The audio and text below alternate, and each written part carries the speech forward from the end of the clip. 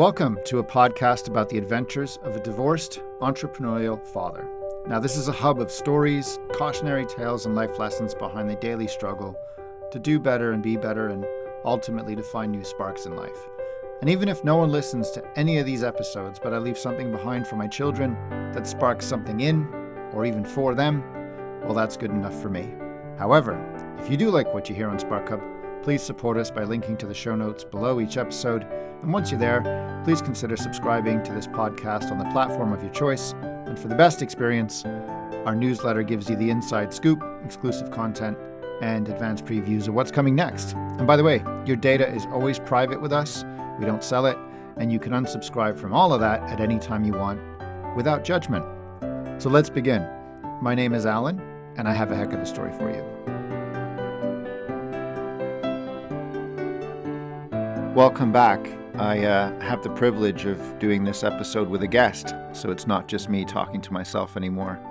And the guest you're going to hear is named Rich Evans. And Rich is someone I work with, but someone who's also become a very good friend, not least because he is divorced with 2 children and now recently re-engaged and has an incredible story. One evening, I went to an event that Rich was part of, and I listened to some incredible speeches, one of which featured men who had gone through some very dark times, and some who'd even tried to take their own life. But it was very uplifting because I learned about coming out the other side. Now, the topic for today is none of that dark stuff. It's actually about celebrating how things could turn out, how things can blend, how families can blend. So in this conversation with Rich, you're going to hear all about his story and what he called wiping out the village. In other words, he came to a point in his life where his emotions and his situation and his circumstances boiled over, flooded, like a dam that's overflowing and wiped out, at the time, business, life, family. But out of that came something much better. And at the moment I'm recording this, I'm in my own sort of dark space. I'm still stuck at home in the house that we haven't sold yet. We've had to slash the price. There's all kinds of misunderstandings around money now, which I'm sort of dealing with day to day while trying to run businesses and trying to be a good father. And I won't lie to you and tell you it's been easy, but having someone like Rich to talk to about what you're about to hear has certainly made me believe that the right things can be done and the right outcome can manifest if we stay true to who we are and we have integrity. So without further ado, here's my conversation with Rich Evans. Hey Rich, welcome to SparkHub, and I appreciate you taking time out of your day to talk to me. So who are you? What do you do? Well, thank you for having me. I'm Rich. I run an agency day to day, specializes in Clavio. We're called Get Better. By night, I am a dad. I'm a stepdad. I'm a fiance. I'm an ex-husband. And probably no surprise due to all of that, bit of a mental health ambassador and speaker as well.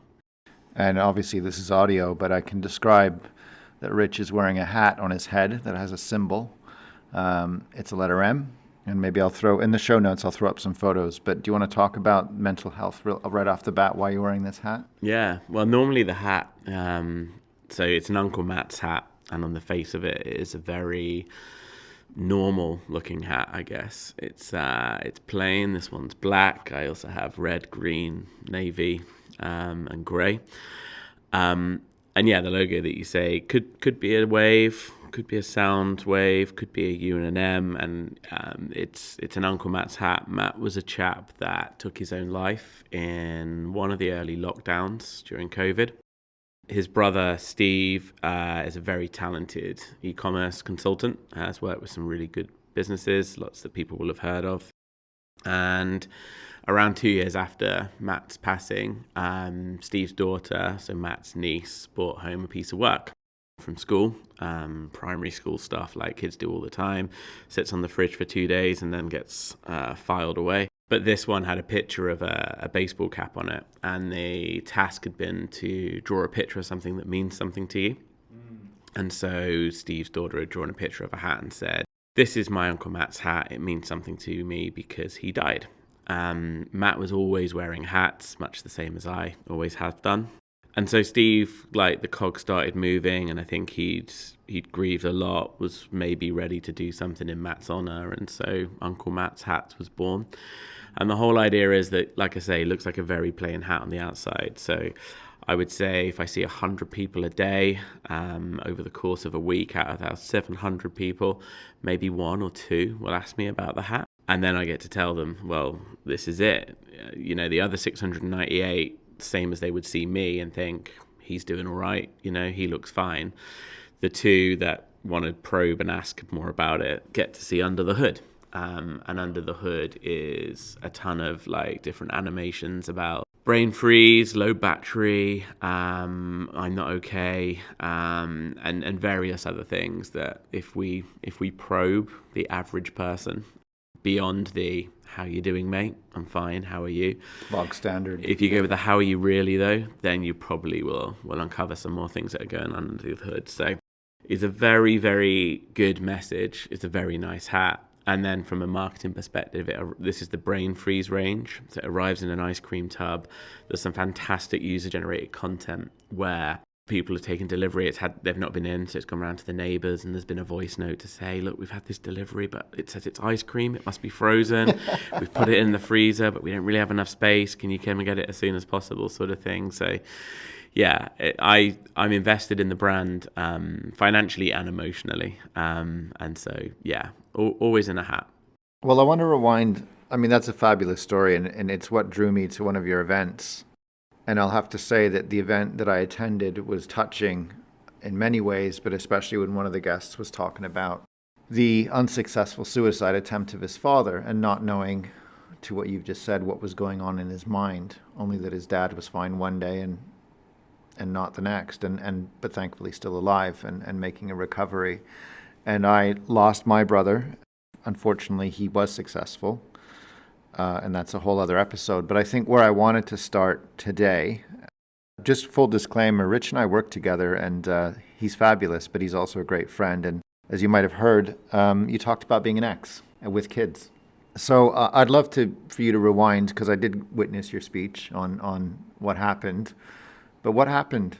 Married, kids, and then divorce. Give me a little view of what happened there, if you don't mind, because I'm going through the same right now. So I met my now ex-wife. We were relatively young, so I'd have been 24. We were the same age, and I think at a point in my life where I lived in the Midlands. I'd moved out very young to buy my own place. I'd been in a band. I'd come into terms with the fact that I was probably a bit old to try and be famous in a band now, and I needed to work. And I was working a job that was fine, but I wasn't really that passionate about it. I'd had a few failed attempts at young person relationships, I would call them. Yeah. And then I went down to Devon for a long weekend with a mate of mine. I'd got attachments to Devon. My parents had got a holiday home down in Woolwickham, so I'd gone down from Tamworth with a friend to meet a girl that I used to work the summers in Woolwickham in Devon, so I'd always had connections. Went down, met the girl, decided way more interested in the friend of the girl, which was all fine, but I was going back up to Tamworth at that point, and this girl was in a relationship. But within about 5 weeks, I'd handed in my notice at work, rented out my flat to someone that I worked with. She'd ended the relationship that it was in, and I was moving down to Devon on a bit of a whim, found some work, found a flat above a pub. I think I didn't need much persuading to get out of where I was, and so moved down to Devon. We agreed we'd take it slow because that's a bit of a crazy sort of story. But she helped me move in that night, never really left.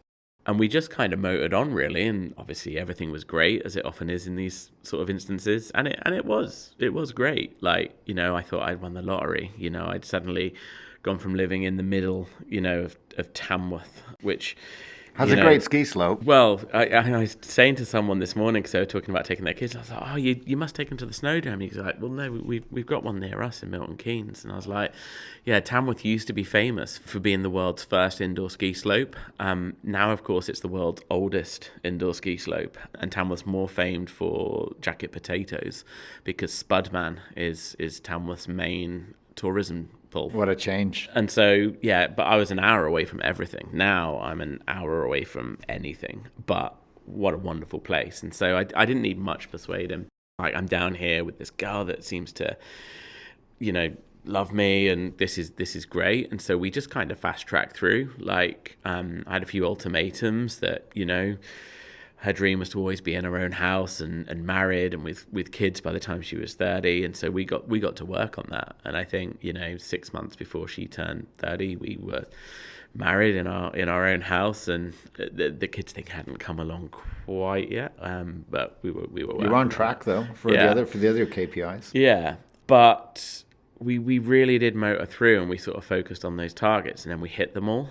And there was a bit of where do we go next sort of thing. Like, I'd also started a business at that point.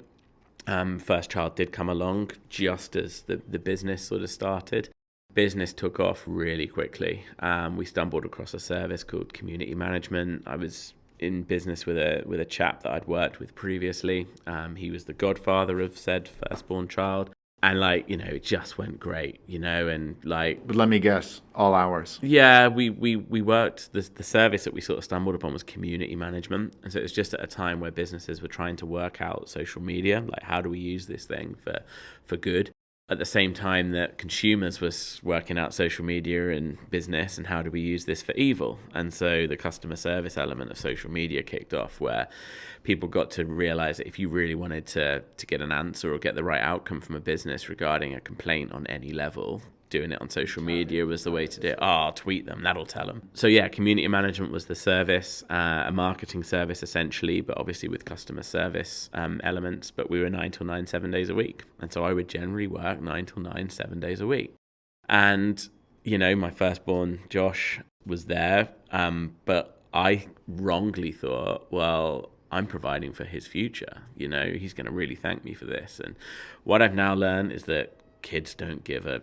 Can I swear? Of course you can. Kids don't give a about their future when they're sort of 3, 4, 5. They just want you there, not on your phone, ideally, and being present with them, which, I've learned now for the next rotations with the next children. So yeah, I was burning out, but I didn't realize it. We'd both brought our wives into the business because very tax efficient. Yeah. And it also meant that they had the flexibility. They did work in the business. It wasn't purely a tax play. So my business partner's wife was the FD, I guess. Yeah. My wife sort of supported her and did some other admin tasks. We also then started planning child number 2. And that wasn't a straightforward run. We had a couple of miscarriages. Never really dealt with those. Just like, well, we'll go again, So you just kept getting back on the horse, didn't you? Yeah, exactly. And then people talk about a moment, don't they? I knew that I wasn't well. I knew that I wasn't feeling great, but I was building it all up. And my, again, misunderstanding was that the strongest thing to do was to not do anything. And I can't let on that I'm not good. We've got all this staff now. There was 50 of them. My ex-wife is pregnant again, so I've got to be strong. But I do remember vividly, within that period, going to Florida, Disney World. Last minute, really. Took my parents, took our eldest, and it was while I was there that I was like, yeah, I don't want to go back and do what I'm doing anymore. And so started the process of exiting the business, which was... Wait, were you exiting or transitioning? I mean, it's where it gets a bit blurry, because this is where, on reflection, my mental health went right. I don't know anything as specific as a breakdown, but certainly my decision making became impaired, and I made some critically bad decisions that you shouldn't do as a leader, which led to putting the business at risk, if you like. which is where my talk about nearly wiping out a small village, because my impaired mental health meant that I had none of the mental capacity that I needed to make the decisions that a leader in a business like that of that size needs to do. But because of your home life? I'm just trying to clarify, like, what No, I think really central on me, like home life was suffering because I thought I was being strong by not releasing any of this pressure or these feelings, when actually I was just shutting down, and I was just getting, the cracks in the dam, if you like, were starting to show. And so really, it's all me. Like, there's nobody else to blame for my ex-business partner. It was a bad experience in the end with that business, and with him, and with the exit, and with then anything I tried to do for a few years after. But I, again, definitely a huge part to play in that. It was a bad experience at home in terms of so my second child came along probably in the midst of all of this sort of happening. And we did that thing that couples sometimes do when that second child comes along, where sleeping wasn't great. We had another, by then 4 or 5 year old to sort of consider in the mix with that. So I would generally go and sleep in the spare room. And I kind of never went back to the main room. And there wasn't really like blow ups or anything like that, but I then started the process of exiting the business, which this isn't a business podcast, so we won't talk about that. But needless to say, well, it is. It's business, family, and marriage. It's entrepreneurial. Well, it wasn't a business question then, so for now I'll sort of skirt over that. But there was a year of doing what you need to do when you exit a business, and then that whole thing of like, well, hang on, this business has been my identity and it's been everything I do. What do I do now? Was probably again making me not a great person to be around. But there was never like an argument, a shouting match, nothing like that. And in the end, when my youngest was probably only 9 or 10 months old, we had the conversation, and it was very sad, but it ended in a hug where we sort of said that really we felt like we'd probably drifted apart that much and had that many scars that we'd kind of skirted over and hadn't maybe healed properly. Sort of put the relationship probably beyond economical repair, if you like, but neither of us had wild desires for anything outside of the marriage. And so we thought, again, the best thing to do for a couple, we'll stay together for the sake of the kids, and we'll wait until my youngest is in school and life's a bit more settled, and then we'll maybe talk about how we process lives apart. And what age are these kids at this moment? Josh, he'd have been 5 going on 6, so in school. And then my youngest, Kit, would have been probably not 1 yet.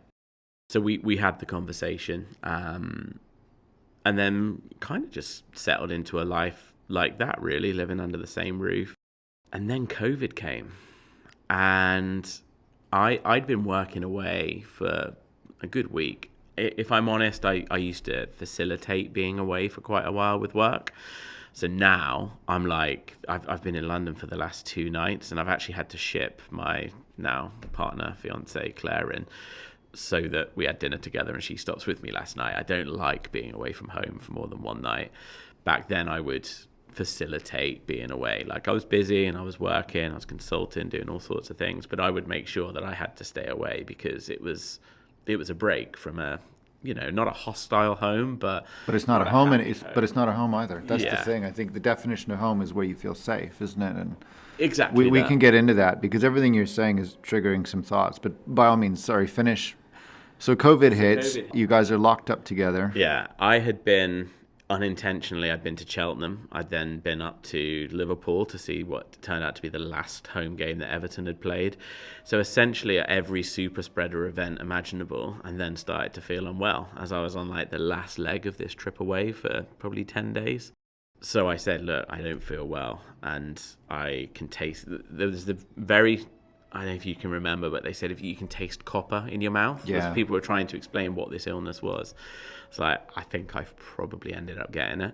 So panic ensued, and I was like, look, it was 2 days before the Easter holidays with school, which is actually when it all came about. I was like, you were going to go into your mum's house for the Easter weekend anyway. Just take the kids to school this morning, pack them up some bags, leave the house. I will get back to the house this afternoon. You pick the kids up from school, go straight over to your mum's, and then I can stay here and be ill for as long as I need to be ill. Or isolate, or whatever it was they were calling it, yeah. So we went with that plan, and then we got locked down. And it was that first lockdown where there wasn't childcare bubbles, or it really was like the apocalypse. Like, there was no people walking in the street. It was like one of those 28 Days Later type films. So I ended up being apart from her and the kids for 5 to 6 weeks. And I'd speak to the kids every day. Crucially, not really speak with her apart from for like official business and admin and things. And then obviously that lockdown was lifted. I'd recovered fairly quickly from COVID, but it was like, right, well, you probably makes sense for you to come back home again.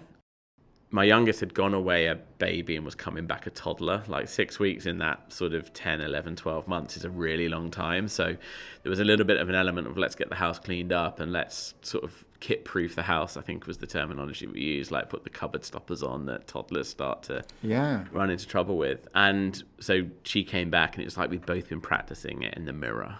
Like, I miss the kids like endlessly, but it was kind of okay. So we'd had this test period and it was like, maybe this is the point that we do it.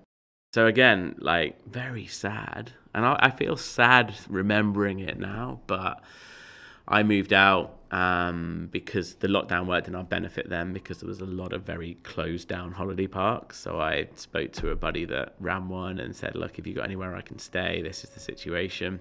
And just went through all the stages that I think anyone that's been through that will go through, where like, oh my God, have we made a big mistake? And who's having the kids and when, and how do the finances, the house and the market, and all of those things. But our communication throughout it and setting boundaries, setting ground rules and stuff, setting the ground rules about when we were going to meet someone else before it was even like a thought that would happen. It's like a preemption or just putting like terms of separation, I guess. I've never used that term before. Just pause there, because I want to talk about the moment after the legal, financial, and emotional, because everything you've just said is emotional, but then what I've discussed on this podcast before is 3 lenses. Mm-hmm. An emotional lens, financial lens, and a legal lens. And if you know anything about cameras, the emotional lens is like a wide angle. Mm-hmm. It's broad and it's huge. The financial lens is like a macro lens. It's super detailed and finite. There's a pound. There's an asset and it's valued at X, and it is literally binary. Then you switch to the third lens, which is legal, which is a bit of a zoom lens, and it sometimes can be macro and it sometimes can be a bit wider, but generally there's parameters. Mm-hmm. So the way I always looked at it, and the way I wanted to get into it, is how you switch those lenses around, because right now you've just described the wide angle. Everything you've just described, but hold the thought. I was writing some notes because as you were telling your story, I rewind to my relationship with my ex, and when we met, it was, well, I don't know if you know how we met, but I've done 3 or 4 episodes on it. I launched something called areyoumywife.com, and I went around the world on dates, and I blogged, and I achieved a little bit of media fame, and ended up meeting my ex and settling down with her. And at the time, it was sort of any dream will do. And I listened to you and when you're ex, and you were saying, yeah, we had all these dreams. We want to do this. We want to have a house by this age and all that. And we were sort of the same. We wanted all that. Plus, we wanted our own careers, and we wanted to support each other. And I think I look back now and go, yeah, we came so far. But I think there was a point on her side where it's like we haven't come far enough. And as you say, you drift apart. But interestingly, how I started to fall in love with my ex initially was that we went to Devon together. And there's a bizarre story of how that happened, which I won't bother telling here because I've told it before, but we ended up in Devon with no phone signal for 3 days. All we had to do was connect. And we were with a friend of mine and her partner. And so we had friends and we were away. So Devon was, for me, a point of connection to my ex, and we started, together. And as life grew, I was very busy like you in London. And we were moving out of London as soon as kids were involved. We went from Islington, which we loved and could walk everywhere in London, to outside of London, and then eventually to Essex, and 2 houses later, a nice little village that's sort of set in a storybook setting. But what I remember from those days was battling my way onto and off of trains that were overpriced, Flights were cheaper. And yet you wouldn't get a place to sit most of the time. And I'd say 50-60% of the time a text would go out. There's a delay. Someone's gone under the track. Whatever. But what I used to do was write notes of my day for my ex and say, I want to talk to you about these things later. This happened, this conversation. Of course, bearing in mind, I'm out like you, facing dynamic, client-led, money-related decisions 24/7, going home to an environment where it's been screaming and puke and poops all day, with notes saying, let me tell you how my day went. And by the way, I've met someone I think you should meet, and trying to build a ladder out of that life so we could do our own thing and have our own time and have our own businesses. And I never got to do anything with those notes because by the time I got home, it was handoff and I need some space. And like you say, fine, this will last a week. This will last a month. Don't worry, the kids will get older. We'll get back to the bedroom. We'll get back to dinners together. We'll get back to all the things we used to do. And we never did.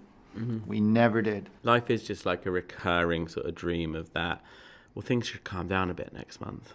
And like I look now at this month and it's like, it's crazy from a travel perspective, from kids and their activities and everything. And I'll sort of get guilty then of looking ahead to November where I don't necessarily travel as much because Black Friday hits, which is a busy time at work. So I'll kid myself into thinking, well, look, you can get through October because next month things will calm down. They won't. They never do. But also then, interestingly enough, you gave me a memory that I sort of buried, but it was related to what you said, where there was it was a eureka moment. And what had happened was this whole hamster wheel that we were on was just going and going and going. And unbeknownst to myself, the drift had started probably very early on, maybe at child number 2, maybe before. And I'd had my brother take his own life in that period, building my own businesses, trying to stay on top of the mortgage, trying to stay on top of the bills, and then in 2016 restructuring under a limited company to protect marital benefits. And so that company then gave us the ability to afford more, and you know how that goes because it's exactly what you did. You're structuring your life for someone else and the children.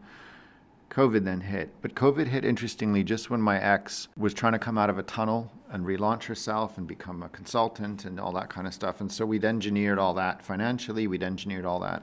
Well, I'd say it's me who did it, but with her in mind. And then COVID hit. And as you say, it was apocalypse. Don't leave your house. Don't go outside. Don't do this. Don't do that. Your house becomes where you sleep, where you eat, where you entertain, where you teach, where you work. And there was one day in particular where there was severe winds swirling around our house. And I was in my room/office having a very stressful call with my business partner about probably not getting paid that month.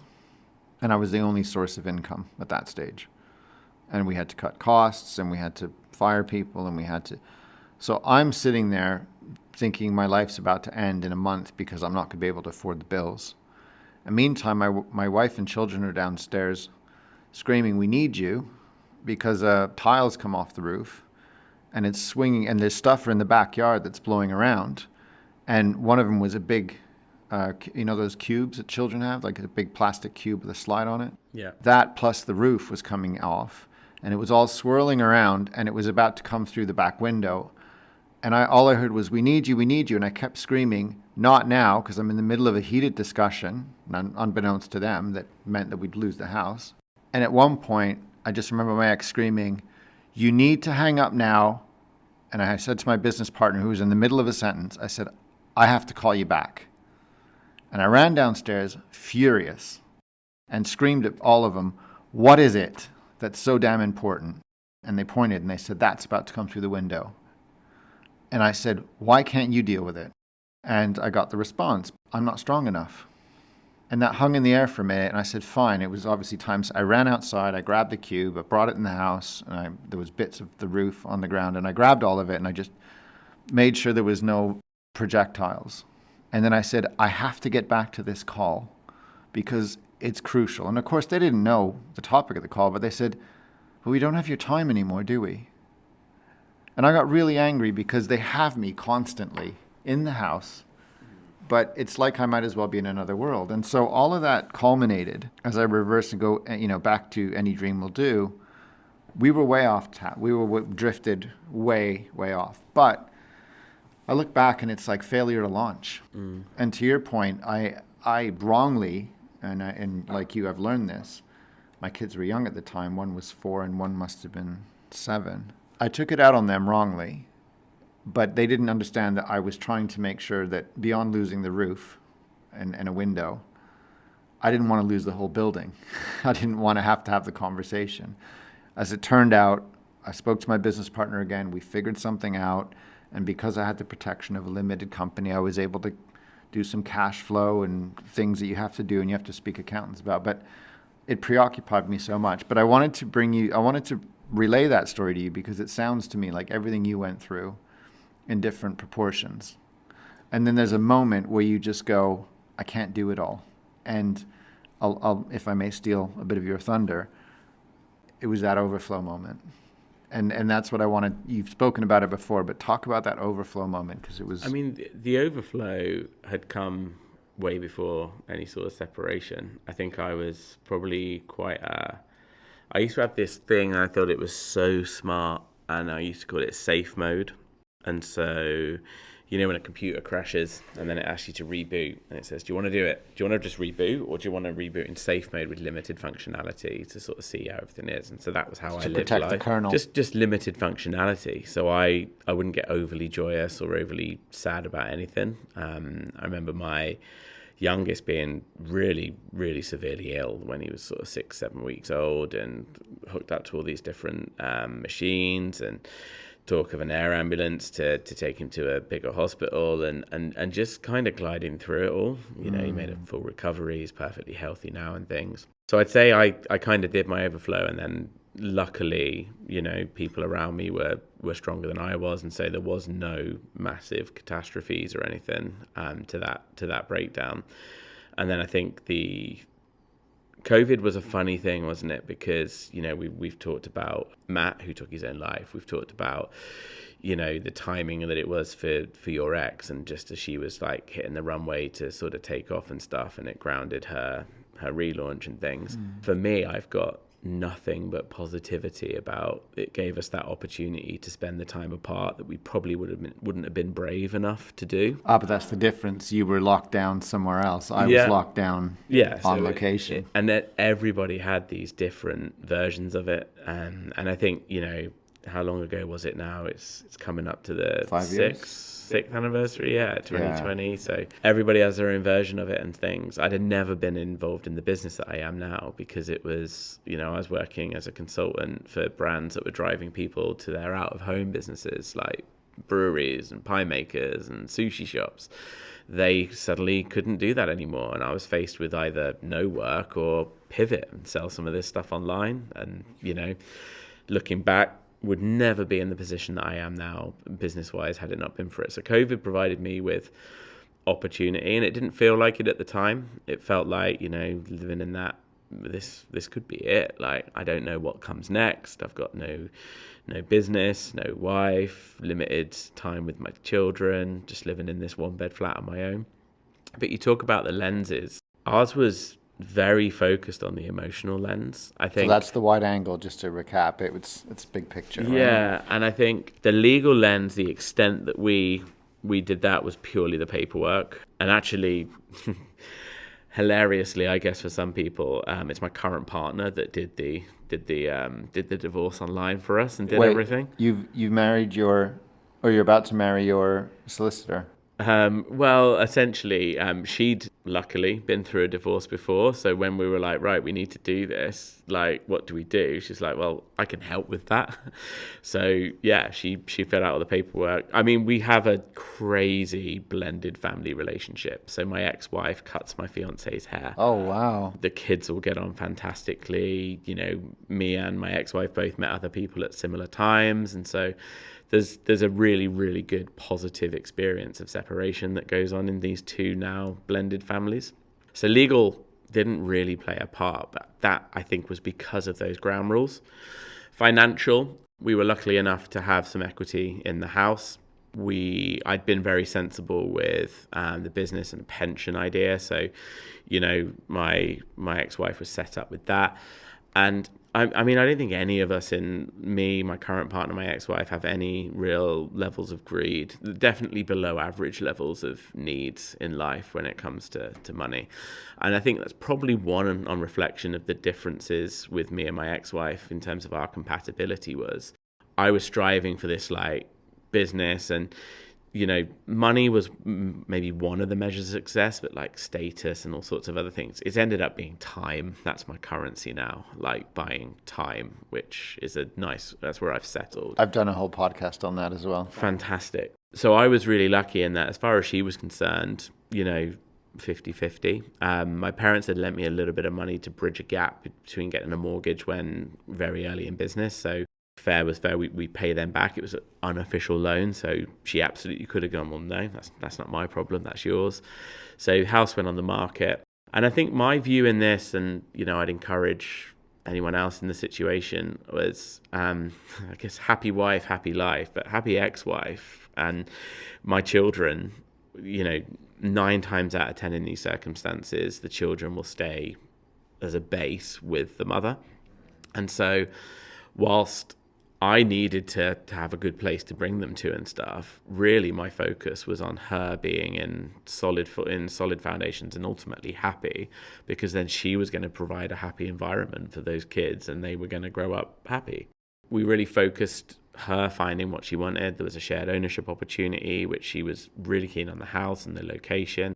The only issue was that needed to complete before the marital home was going to be sold.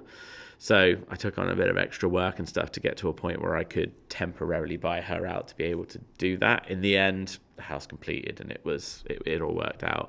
I think the biggest problem sometimes in these circumstances are other people. And so we were very aware of that. My ex-wife is a hairdresser, so 1 hour she could come across someone that has not got anything to say about separation. The next hour she could come across someone like us that's got really positive experience of it. The next hour she could come across someone that's had a really bad ride and feels like they've been wronged. And so there were definitely some instances where she questioned whether she should, someone's told me that I should like get this in order and stuff. And I was like, well, absolutely happy to explore it, but very aware that anytime a solicitor gets involved, they've got their own motives in terms of course they do. Hours spent and things. And so we drew up what we just thought was a very fair contribution for those boys and tied it to like earnings at the time and what was needed, as opposed to it sort of scale. So, I mean, my earnings have definitely gone down in a period and since gone up, but we've just always kept it very solid. And if the needs of the boys have outweighed what I think her financial incomes are, then I will support. And if I've helped with holidays and things like that, and it's that financial lens again has always been just very straightforward and no tints or anything, a very clear, like straightforward lens. And so it's really just been emotion, and that has been, we are fantastic parents, and we were fantastic parents together. We're fantastic parents apart, and the communication is still there as if it was, and there's other people in both our lives now. Wildly, so I think we separated and finalized everything in like a May. By the time it got to September, October, we'd actually both met other people. That Christmas, we still spent as me, her, and the kids with my parents up at my parents' house, just because we had a phased approach with the kids, and that was one of the ground rules that we would do that. Turned out to be the last year that we really had mum with us she was then diagnosed with dementia and Alzheimer's, and so happy that we did that. And yeah, we've never really looked back. Look, occasionally there's a disagreement with the way that we maybe think, boys are really interested in football. She's quite cautious in her approach, and so she liked to wrap them maybe in a little bit more cotton wool than I do sometimes. But I think now, being a boy mum, she's realised that boys will be boys, and so she takes them to just as many football matches now and supports that as I do. And like I say, I couldn't be any more positive about the experience that we've had So everyone could have your experience. I think, well, at the time we're recording this, I've tried to aim that high, and there's another couple in my village I know that are going through the same, but they're amicable. They're nesting their children in the house and they're swapping out, but they have a different financial situation than we do. And, we're now 16 months living together, having to slash the price on our home, which has huge implications for all of us now and in the future. I believe, like you, that the children will nest with the mother in the short term, and so I've gone out of my way to do things. But with the financial lens on, there's only so many moves, and it's like a chessboard, isn't it? You've got to figure out with what you have, how do you bring it all into a Venn diagram where all the lenses can line up at the same time. And I'm currently lovely to hear your tale because it gives me hope, and there's another couple that's done that as well, and I want that. But right now in the moment, it's still a lot of just misunderstandings around what really should be binary from my perspective. But I think what I've learned, and this is through another female friend that is an advisor to me, and she came on the podcast as well for a series of 3 episodes, is you sometimes just have to change your perspective to the emotional side, because we are businessmen. Let's not forget, we grind numbers all day. We look at ratios, and I think I speak for both of us when I say you have to make gut calls, but based on a hell of a lot of numbers, and you can't always do that at home. Yeah, I think like you say, like in business, it's absolutely right to have goals and targets and have them written down and have a plan, but it's also, I think, a show of strength to be able to adapt to when things change. And I think we had a plan, and look, who's to know what would have happened if we'd stuck with that ill thought out plan of let's stay together for the kids, and let's carry on. I think what we managed to do is we managed to preserve the core foundations of our relationship, which was a friendship and a connection as parents and things. And we managed to preserve that because that opportunity that lockdown and COVID presented us with that test period meant that we were able to make that move and be a bit braver. I was very proud of us for the decision that we took because I don't think it was an easy one. But then again, very blessed to have that opportunity to have all these empty accommodations like close to us so that we could make that move really easily, because that is really difficult for some people. It's not the logistics, I think, is, you talk about the lenses, emotional, financial, and legal, but I think logistics is probably another lens in there as well, or definitely a factor or something that goes into 2 things. So the fact that we had that opportunity and that space to be able to build this pretty perfect example of a separation definitely went into it. I think had we had the restrictions that other couples have, because I'm sure you're not alone in the way in which you've been sort of cornered into doing things, I don't know if our story would have been as positive. It's hard, I think, just to build on that point. What I'm struggling with now in the immediate, and actually it's a pattern. It's back to since children came along.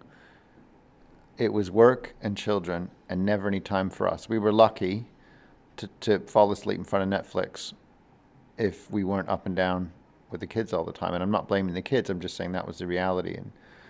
And to this day, we still can't have a conversation sensibly because the children are always around, and you don't want to have these conversations about money without them. And I feel I'm presenting myself in a positive light, but it's been made clear to me by a few female friends that sometimes it can come off as abrasive or blamatory, and it's not meant to be. It's just, this is reality. Here's the chessboard.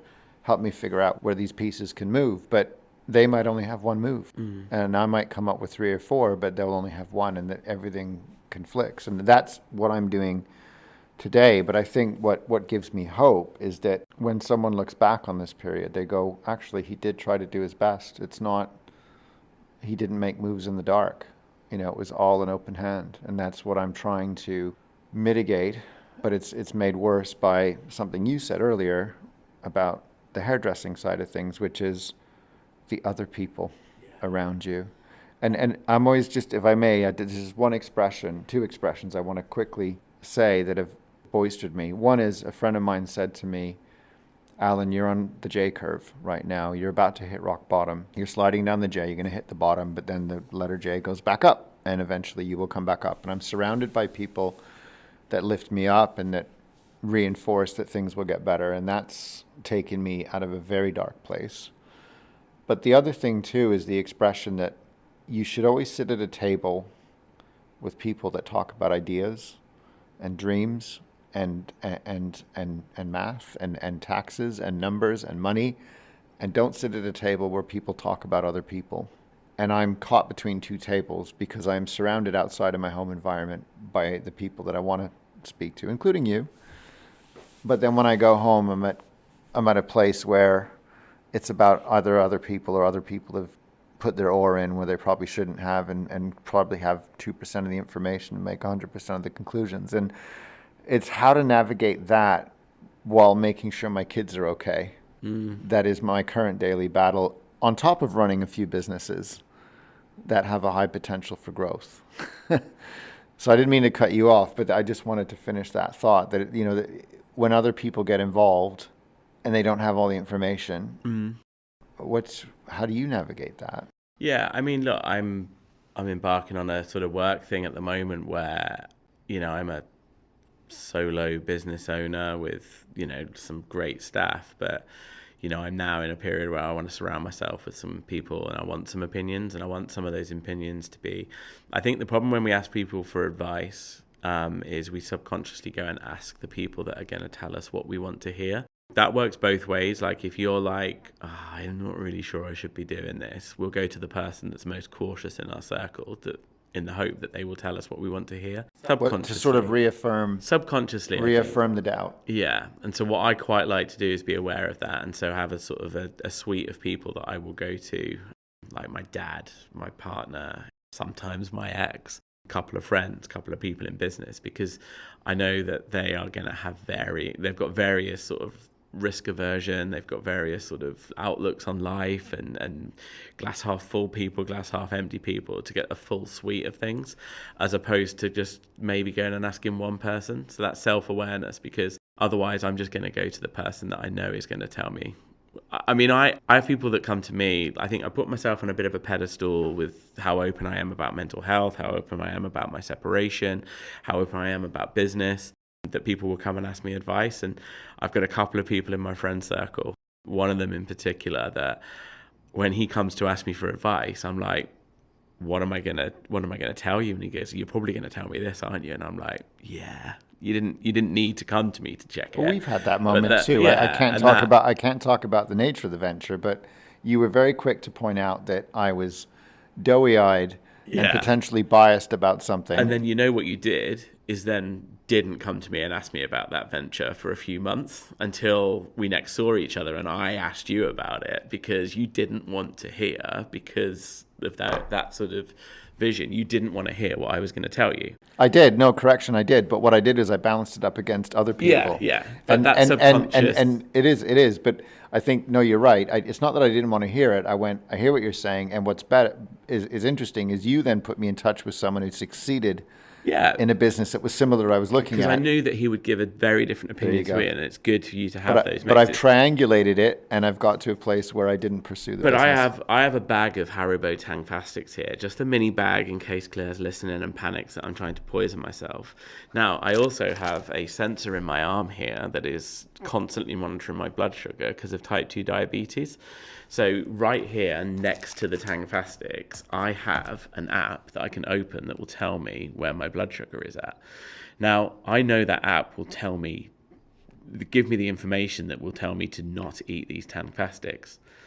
I really fucking want to eat these Tangfastics, so I'm just putting the app down and I'm not going to check. But later on I'll check, and then I'll go, probably shouldn't have eaten those. But it's that decision bias and things. And so I think when we ask for advice, we do go to the people that were subconsciously, we go to the people that are going to tell us what we want to hear at that point. Why don't you give them to me? Yeah, you take and I'll eat them for you. There you go. And I take away your choice. Exactly. And I save your health, so you and I can have more conversations. And so I think I was absolutely open to people exploring. I think if you sort of go, no, don't listen to what other people are saying and stuff, that can push someone further away. And that's where I think, like, people can feel gaslit and like, well, no, hang on, why are you telling me to not listen to anyone else's opinions? So each time one of those opinions and one of those things would come up, we would find a time where kids were in bed, and we would have we'd almost agenda a meeting where we were going to talk about what had come up and what other people had sort of inputted that day. I mean, still now, very unromantically, with my fiance, we will have a Sunday meet, which is like a board meeting, where we will, as the week goes on, we'll pick up little things about like work trips that are in the diary and things like that, and we'll sit down and we'll discuss them and just make sure that we're on the same page with things, like who's going to the gym, like things that we can find that we can conflict on. So I get home and I get home at 7 o'clock, and it was obvious that it's not great atmosphere because I wanted to go to the gym at 6 and it had gotten too late. But having that meeting and sort of saying like, so I'm aware and I can put it in my diary, be home for 6. So we have those. Communication is I regret not doing that, because I can't remember who it was. It's some famous podcaster who said that it's 90 minutes a week that you need for admin with your other half. So I know it's not romantic, but you have to sit down and have 90 minutes to chart out practical things. It's like you say, it's what we do in business. It's a board meeting to recalibrate, realign, readjust, make sure we haven't missed anything. It's a wash-up session. It's whatever you want to do. But we never had that. And it's exactly the same. So what you're doing, because people can't see, is you've got a notebook in front of you. And rather than interrupting me while I'm talking, as you're thinking about things that you'd ideally want to ask me, you're writing them down because you're worried that you're going to forget them and you don't want to interrupt me. And I think it's the same like communicating. I don't want to destroy a really nice moment where we were having dinner in London together last night with a question about a work trip that I've got to do in 2 weeks. So there's a forum for that. But I also don't want to forget that I've got to mention that 2 weeks. And so the danger is I get taken out of the moment because I'm not listening to what's going on there. I'm trying to remember that I need to mention this at some point. So there's a little shared notes doc that we have where we can put things that are going to go onto that agenda so that we remember them. And I just think it's the same with, I switched email notifications off once. I went to New York for a long weekend, switched email notifications off for the first time, and I've never switched them on. I check my emails religiously. We've been chatting about 40 minutes now, and I'm stressed at the fact that I'm on airplane mode and I don't know what's in there. I will be checking them. But nothing has come up while we've been chatting that takes me outside of the moment. There's no like notification on my watch that I'm like, oh, I need to... Do you know what I mean? So let me ask a question. What you're just describing now, do you feel it was a learning? When we rewind the tape, you were talking about the kids just wanting your time, your ex wanting your time, but you were distracted, things were pinging. Do you now manage your time better? And these little shareholder meetings take place, and they, like you say, there's now a... Yeah, I mean... What have you changed? I think it was the time being the measure of success that I use in life. That was the change. Yeah, so I think if I look back, like school, I just wanted to be loved and liked. I had some issues with bullies, and so it was quite a toxic thing. Validation? I just wanted to be accepted. I still really don't ever feel like I've had some good therapy because I didn't feel accepted in my own family, just that feeling of acceptance. And I feel like now I'm in a couple of communities where I genuinely feel respected, appreciated, and I get out, and that's how it should work. So that was like way back when. I think there was then definitely some monetary goals, but to be fair, weddings, houses, babies, they all cost money, and so fair, it does make the world go round. By far and away the most toxic measure of success was status. I had a period where I worked for the Super Yacht Owners Guide for a year while I lived up in Bristol, and saw some like crazily unachievable goals that people were setting on these super yachts and stuff.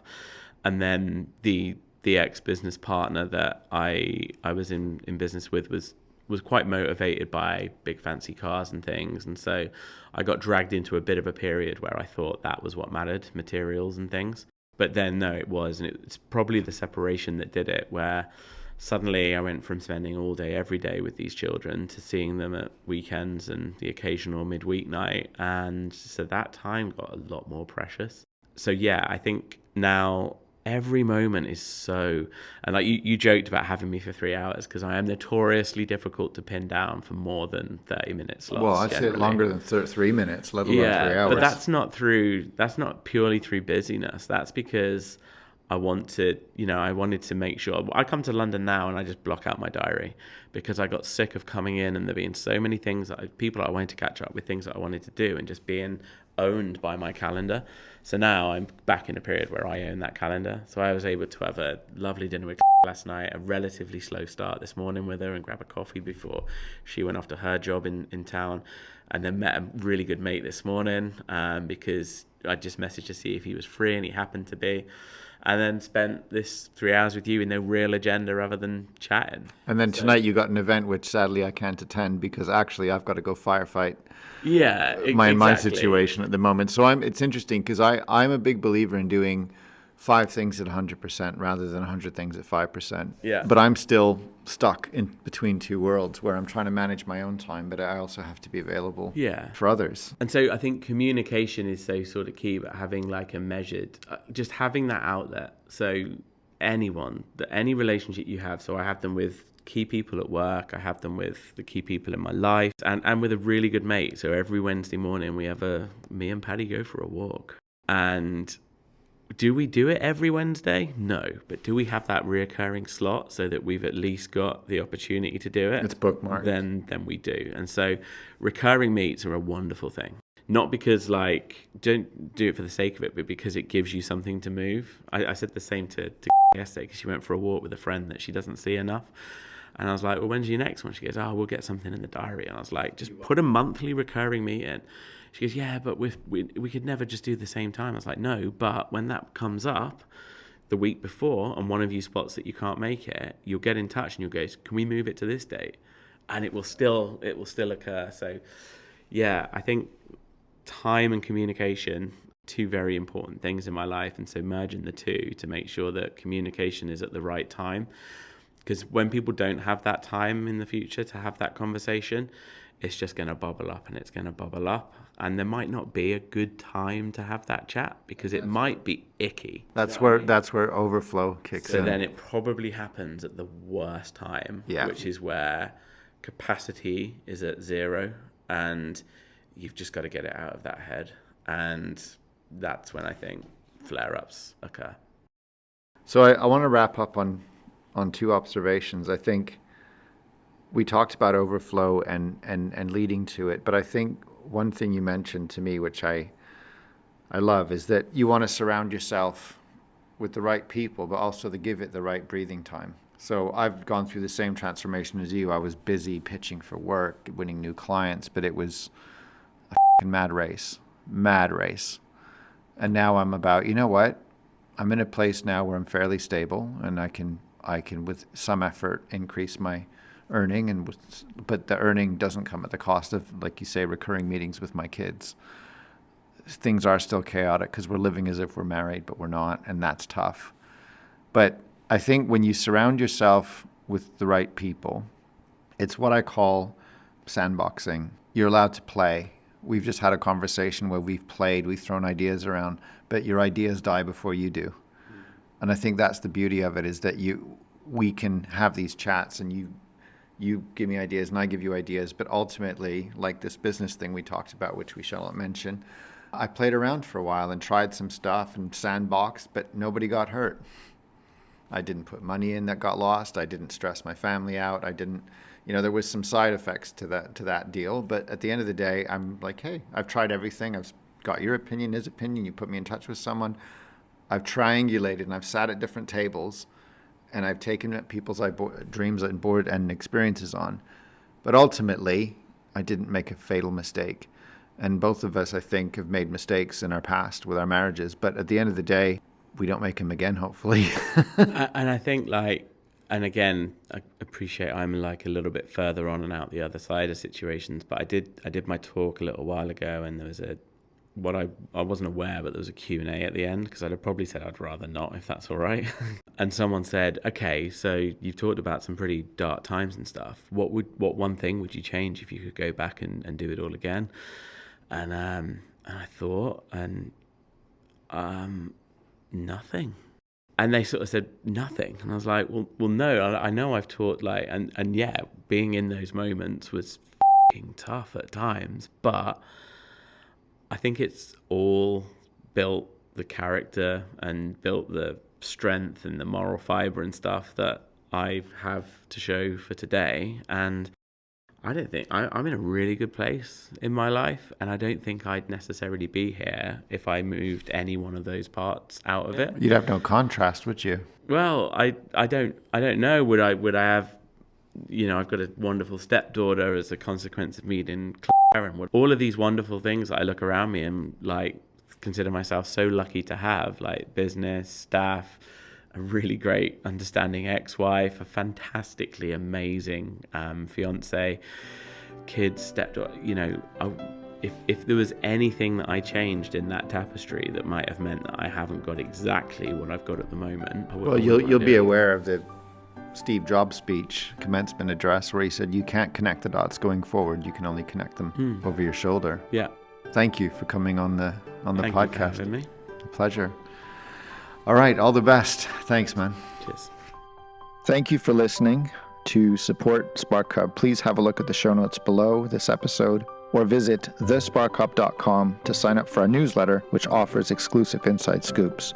Just quickly, the music you're hearing is composed by Shi Haoyan Shi, and the audio engineering is done by Emily Chung. My name is Alan, and I hope that you dream big and something sparked in you today.